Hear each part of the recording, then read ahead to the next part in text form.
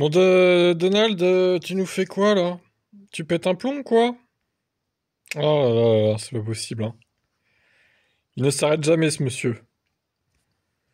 Trump annonce ce 9 avril une mise en pause pour 90 jours, donc 3 mois quand même, des surtaxes douanières réciproques annoncées il y a pourtant seulement une semaine. Seule la Chine reste visée par une surtaxe à effet immédiat de 125% pour les biens portés de Chine aux US. La raison?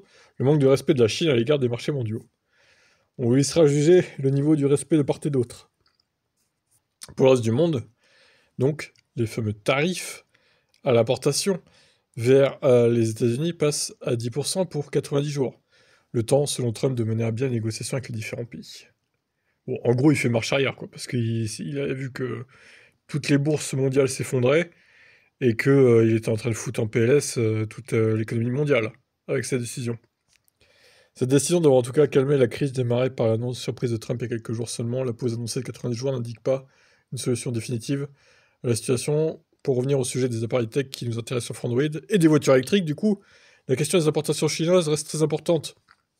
Cependant, les fabricants avaient anticipé cette situation en décalant leur production sur des pays voisins de la Chine. C'était les surtaxes sur ces autres pays qui avaient justement surpris les principaux concurrents.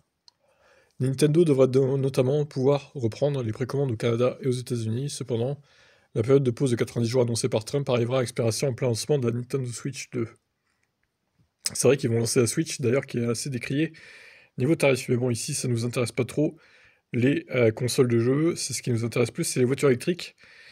Et qu'est-ce que ça va avoir comme incidence sur les VE, évidemment. Ça, ah ben, écoutez, on le verra peut-être après ces 90 jours. Bon, pour l'instant, ça se calme, on va dire.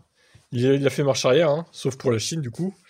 Mais pour les autres pays, bon, ça va peut-être faire remonter les bourses. Bon, je sais pas. Qu'est-ce que vous en pensez, vous, de tout ça, là? Ce délire de Trump, il part un peu loin, non, le monsieur, là?